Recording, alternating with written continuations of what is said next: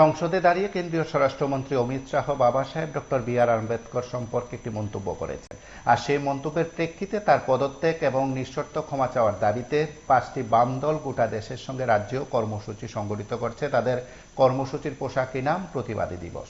এবং সেই কর্মসূচির প্রেক্ষিতে আমরা প্রতিক্রিয়া জানবো, প্রতিক্রিয়া শুনবো। আমাদের সঙ্গে সরাসরি রয়েছেন বিজেপির প্রদেশ প্রবক্তা নবেন্দু ভট্টাচার্য। নবেন্দুবাবু, PB24 আপনাকে স্বাগত। এবং নিশ্চয়ই আপনি দলীয়ভাবে একটি বক্তব্য ইতিমধ্যে দেওয়া হয়েছিল, মুখ্যমন্ত্রীও দিয়েছিলেন, বিজেপির প্রদেশ সভাপতিও দিয়েছিলেন। আজ যখন রাজ্যে 5টি বাম দল কর্মসূচি সংগঠিত করছে, সেই ইস্যুতে আমরা আপনার প্রতিক্রিয়া শুনবো। আপনার কি বক্তব্য? বাম দলগুলো কর্মসূচি সংগঠিত করছে আজ বিভিন্ন জায়গায়, আগরতলায় কর্মসূচি হবে। Doctor B.R.. আম্বেদকর সম্পর্কে সংসদে দাঁড়িয়ে কেন্দ্রীয় স্বরাষ্ট্রমন্ত্রীর মন্তব্য প্রতিবাদ জানিয়ে তারা কর্মসূচি করছে। আপনার কি বক্তব্য?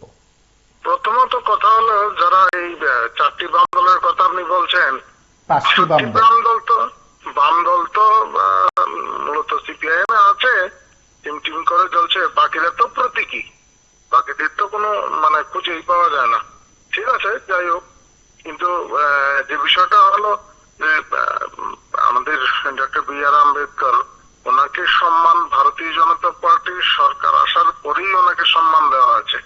এর আগে তো প্রকৃত অর্থে ওনাকে কোনো সম্মানও দেওয়া হয়নি। কংগ্রেসের সঙ্গে সিপিএম দীর্ঘদিন ধরে ছিল, কিন্তু তারপরও তাদের তরফ থেকে দাবি উঠেনি ওনাকে উপযুক্ত সম্মান দেওয়ার, সম্মান প্রদর্শন করার।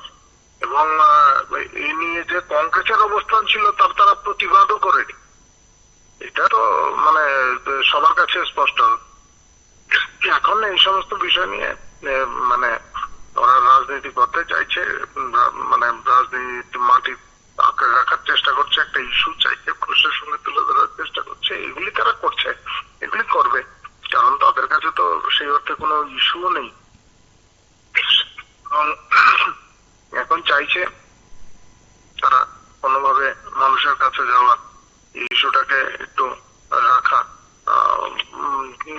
যারা একটু তপশিলি জাতীয় অংশের মানুষ, তাদের কথা ভাবছে, কারণ তপশিলি জাতীয় অংশের মানুষ তাদের কাছ থেকে দূরে সরে গেছে।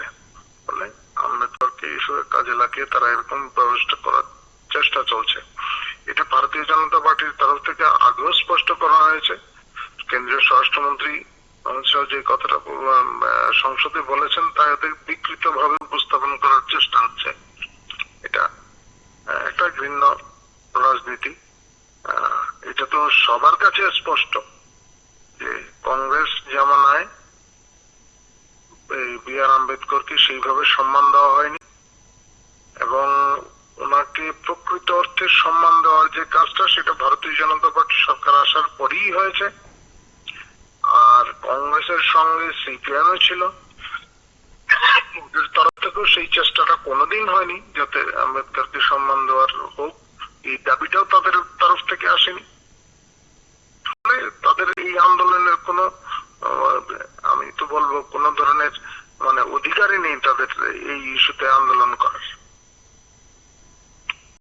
নমস্কার। আপনাদের তরফে কি দলীয়ভাবে কোনো পাল্টা কর্মসূচি নিয়ে বিষয়গুলো জনগণের কাছে তুলে ধরা হবে, না সাংবাদিক সম্মেলন বা আপনার প্রতিক্রিয়া যতটুকু রয়েছে ততটাই থাকবে? আমরা এই বিষয়ে আমাদের অবস্থান আগেই আমরা স্পষ্ট করেছি, কিন্তু আপনি দেখুন যারা আন্দোলন করছে তাদের জনভিত আছে কিনা।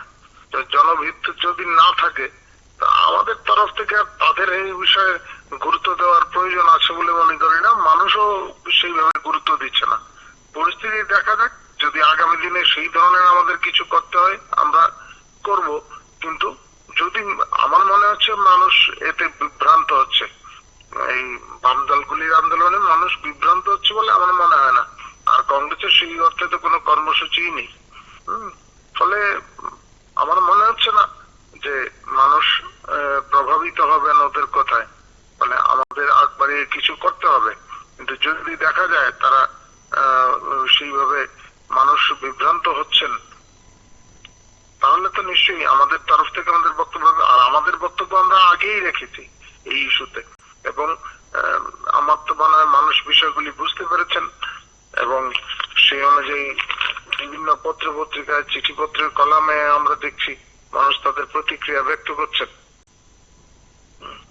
অবশ্যই অসংখ্য ধন্যবাদ আপনাকে। আমরা কথা বললাম বিজেপির প্রদেশ প্রবক্তা নবেন্দ্র ভট্টাচার্যের সঙ্গে তিনি এই সময়ে প্রতিক্রিয়া ব্যক্ত করেছেন। তার সঙ্গে আপনারা প্রত্যেকে জানেন আগরতলা সহ বিভিন্ন জায়গায় কর্মসূচি চলছে। গোটা দেশে 5টি বামদল কর্মসূচি সংগঠিত করছে রাজ্যে বামফ্রন্ট, এবং তার সঙ্গে সিপিআইএমএল লিবারেশন এই কর্মসূচিতে সামিল হয়েছে বলে নেতৃত্ব জানিয়েছেন। আপনারা সঙ্গে থাকুন, দেখতে থাকুন বিবি 24।